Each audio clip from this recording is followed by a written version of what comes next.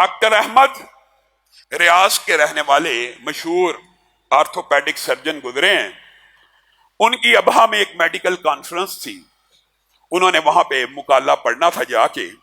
انہوں نے خود یہ واقعہ لکھا. میرے اعزاز میں کانفرنس بلائی گئی ابہا میں, اور میں نے وہاں پہ جا کے اپنا مقالہ پیش کرنا تھا.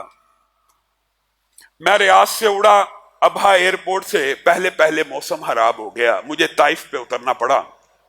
اب میں بڑا پریشان تھا کہ میرے اعزاز میں ایک میٹنگ رکھی گئی ہے, فلائٹ طائف چلی گئی ہے. وہاں پہ ایئرپورٹ, لمبا چوڑا واقعہ مختصر کر کے بتا رہا ہوں, انہوں نے بہت سی باتیں اس میں بھی ذکر کی ہیں. انہوں نے کہا میں نے وہاں پہ طائف ایئرپورٹ پہ کہا کوئی ایسا بندوبست کریں کہ ابہا چلا جائے جہاز. انہوں نے کہا یہ ممکن نہیں, 16 گھنٹے سے پہلے جائے. 4-5 گھنٹے بعد ان کا سفر تھا, وہاں پہ مقالہ پڑھنا تھا.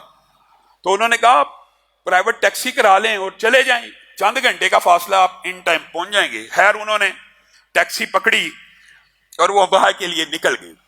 کہتے ہیں ایک تو رستے میں طیارہ خراب ہوا, پورا سارے کا سارا موسم خراب ہوا, اس کی وجہ سے طیارہ وہاں پہ گراؤنڈ ہو گیا. اب میں نکلا ہوں, کچھ دیر بعد سڑک کے اوپر بھی موسم خراب ہو گیا. اب سڑک کے اوپر جب موسم خراب ہوا, ایک دم اندھیرا چھا گیا. اتنے بادل میں نے کبھی اپنی زندگی میں نہ دیکھے. بالآخر گاڑی کو ایک قصبے کے سائیڈ پہ لگا دیا کہ یہ موسم ختم ہوتا ہے تو میں گاڑی چلا پاؤں گا, ورنہ تو ایکسیڈنٹ ہو جائے گا. اور حالت بڑی بری ہے, موبائل چارج ہی نہیں ہے, بیٹری لو ہو چکی ہے. میں نے دروازہ کھٹکایا, ایک بوڑھی سی عورت نکلی. اس کو کہا اماں جی میں مسافر ہوں. اس نے کہا اندر آ جائیے. اس نے میرے لیے کھانے کا بھی انتظام کیا, چائے بھی دی. کچھ دیر بعد میں نے دیکھا ماں زیر لب کچھ بڑبڑاتی ہے, کچھ بولتی ہے. میں نے پوچھا اماں جی کیا معاملہ ہے؟ کہا یہ جو بچہ سویا ہوا ہے نا, اس کی ہڈیوں میں ایک ایسا مرض ہے, اللہ تعالیٰ نے زندگی میں ہر دعا سن لی ہے. میں بڑی ناتواں ہوں, میں بڑی کمزور ہوں, میں بڑی غریب ہوں. اس کا علاج پورے ملک میں صرف ایک ڈاکٹر کر سکتا ہے. میں رب سے دعا کرتی ہوں اللہ تعالیٰ کوئی وسائل اور اسباب پیدا فرما, میں اس ڈاکٹر کی فیس دے دوں, میں اس کے پاس ریاض جا سکوں. اماں جی اس ڈاکٹر کا کیا نام ہے؟ اس ڈاکٹر کا نام احمد ہے. مجھے سارے علاقے کے ڈاکٹروں نے کہا اس بچے کا آپریشن صرف وہی کر سکتا ہے, اور اسی کے آپریشن سے اس کو شفا ملنے کا امکان ہے. ڈاکٹر احمد کہتے ہیں میں زاروں کے تار رونا شروع ہو گیا. میں نے اپنے سفر کے اوپر غور کیا, میرا جہاز کیوں کر وہاں پہ کھڑا ہوا. میں نے اپنے سفر کے اوپر غور کیا, میری گاڑی کیوں اس ماں کے دروازے کے سامنے رکی. تو میرے دل سے یہ خیال آئی, یہ میرے دل سے یہ آواز آئی کہ اس ماں کی دعا کو رب نے ایسا سنا کہ ڈاکٹر احمد کو کان سے پکڑ کر اس ماں کے دروازے پہ کھڑا کر دی ہے. اور ڈاکٹر احمد کہتے ہیں میں نے اس کو کہا میں ہی ڈاکٹر احمد ہوں. تو وہ عورت خوشی سے اللہ کے روبرو سجدے میں گر گئی اور کہنے لگی, اور یہ الفاظ تو انبیاء کے ہیں, وَلَمْ أَكُمْ بِدُعَائِكَ رَبِّي شَقِيًّا, اے اللہ کبھی ہم آپ سے دعا کرنے کے بعد, آپ سے مانگنے کے بعد محروم نہ رہے. کہتی اماں جی نے وہی الفاظ کہے, اللہ پوری زندگی جو بھی دعا کی آپ نے قبول کر لیا, آج ڈاکٹر کو بھی پکڑ کے میرے گھر پہ لے آئے. پھر ڈاکٹر نے اس بچے کا آپریشن کیا, اللہ تعالیٰ نے اس کو شفا دی. آپ دعا کو معمولی سمجھتے, انبیاء کی بات نہیں ہے, اولیاء کی بات نہیں ہے. اور دعا تو اللہ تعالیٰ کئی مرتبہ گناہ گاروں کے حق میں ایسی پوری کرتا ہے, آپ حیران رہ جائیں گے. میں امتیوں کی واقعات اس لیے سنا رہا ہوں کہ آپ نے انبیاء کے, اولیاء اور صلحاء کے واقعات تو سنے ہوئے ہیں, اور لیکن یہ باتیں لوگوں سے محو ہو جاتی ہیں. گناہ گار. اور میرے بھائیوں جب بھی دعا کیا کرو, اللہ کی قسم ایک کلیہ بھی بتا رہا ہوں, موضوع لمبا ہے, انشاءاللہ رات کے دروس میں اگر موقع ملا تو یہ تفصیل سے رکھیں گے. اگر تم چاہتے ہو تمہاری دعائیں قبول ہونا, تم اپنے بھائیوں کے لیے دعا کیا کرو, تم اپنے رشتہ داروں کے لیے دعا کیا کرو, اپنا دل بڑا کرو.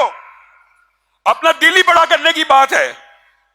اللہ میرے فلاں بھائی کا مسئلہ حل کر دے, اللہ میرے فلاں دوست کا مسئلہ حل کر دے, اللہ میرے فلاں رشتہ دار کا مسئلہ حل کر دے. یہ دل بڑا کرو گے, آسمان سے ایک فرشتہ نازل ہوگا, وَلَكَ بِمِثْلِ ذَلِكَ, تیرے لیے بھی ایسے ہی ہے. جو دعا کرتے رہو گے آپ کے حق میں قبول ہوتی رہے گی, اور دعا گناہ گار کے حق میں بھی قبول ہوتی ہے اور گناہ گاروں کی بھی قبول ہوتی ہے. یہ واقعہ بیان کر کے اپنی بات کو ختم کروں گا.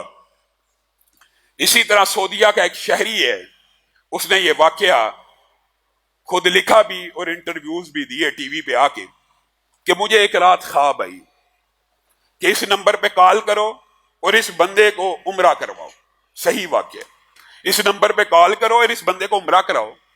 کہا ایک دن ہاں بھائی میں نے اگنور کیا کہ چلتی پھرتی ہاں بھائی, دوسرے دن پھر ہاں بھائی, تیسرے دن پھر ہاں بھائی. کہا میں حیران تھا, مجھے آج تک ایسی ہاں نہیں آئی, نمبر بھی بتایا جاتا ہے. کہا میں نے بالآخر تیسری چوتھی مرتبہ کے بعد نمبر ڈائل کر دیا. نمبر ڈائل کیا, آگے سے ایک عربی بدو نے اٹھایا. میں نے اس کو کہا مجھے خواب آتی ہے کہ میں تجھے عمرہ کراؤں. اس نے کہا میں جب سے پیدا ہوں میں نے خانہ کعبہ نہیں دیکھا, چل فون رکھ.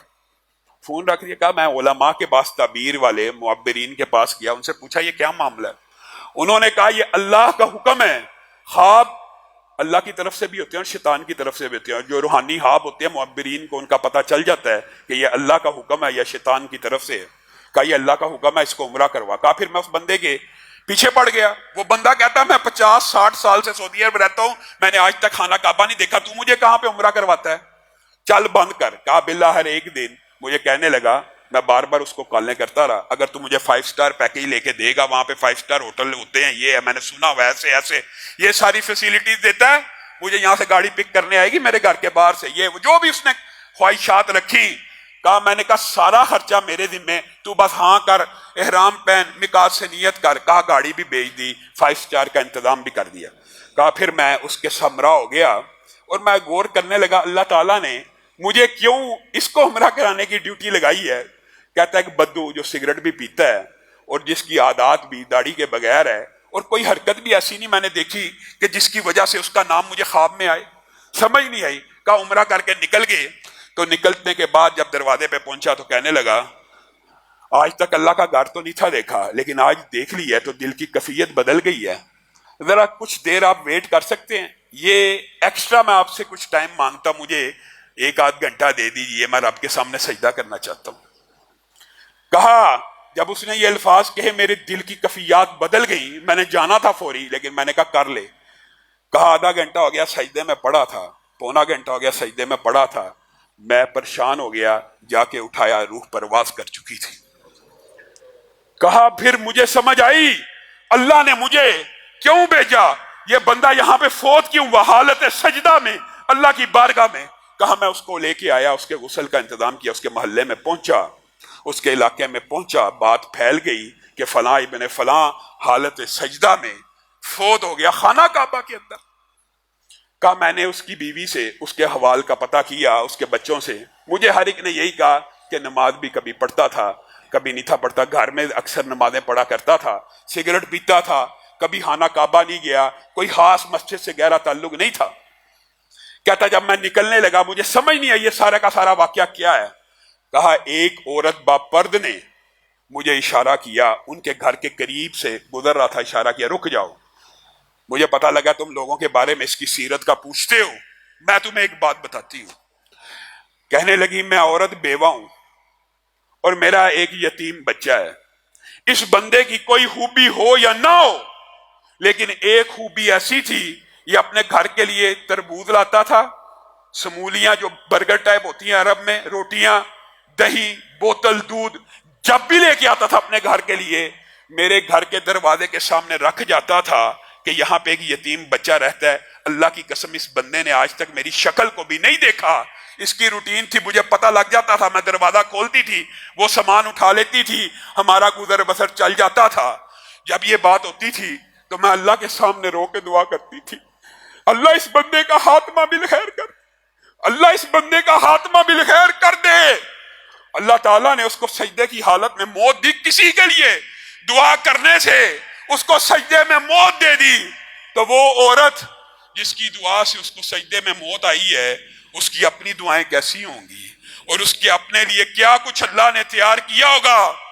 میرے بھائیو آپ دعا کرتے ہیں, میں اپنے بھائی کو, اللہ حاجی صاحب کے اوپر کروڑوں رحمتوں کا نزول فرمائے, اور دل میں کنجوسی آ جائے, اپنے بھائی کے لیے دوست کے لیے دعا کریں, اللہ شاید اس کو دے دے گا, مجھے نہیں دے گا.